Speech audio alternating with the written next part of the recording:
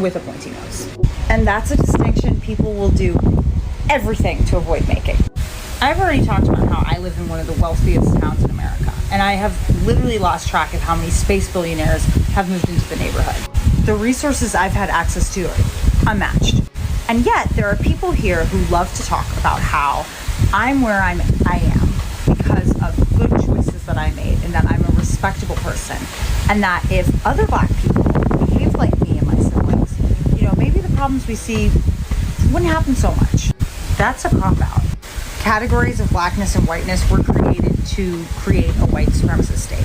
These categories took lots of different ethnicities, distilled them into two different parts, as I've said before, to make sure that this access to wealth, resources, land, and power only stayed in the hands of a group of a few people.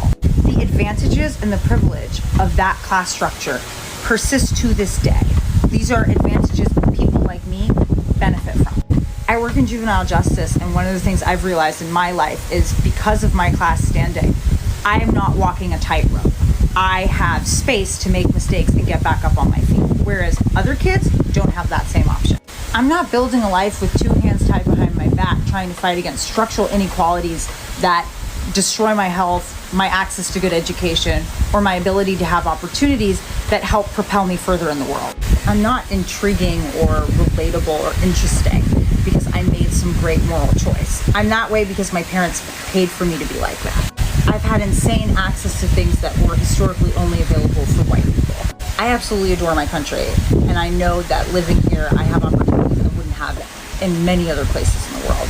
But I am not the product of this great American meritocracy. I am its exception. Choices matter, but if you frame my life through good choices that I've made, you can hide the fact that structural inequality and class systems are at play.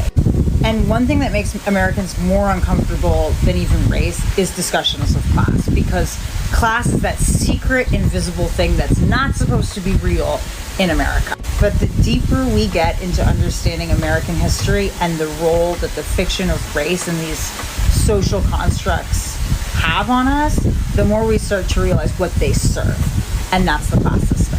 You can't use the law to undermine people for hundreds of years and then expect that to have no effect on their community whatsoever. And what I'd love for people to ask themselves is maybe you didn't just make good choices, maybe you also were given better ones.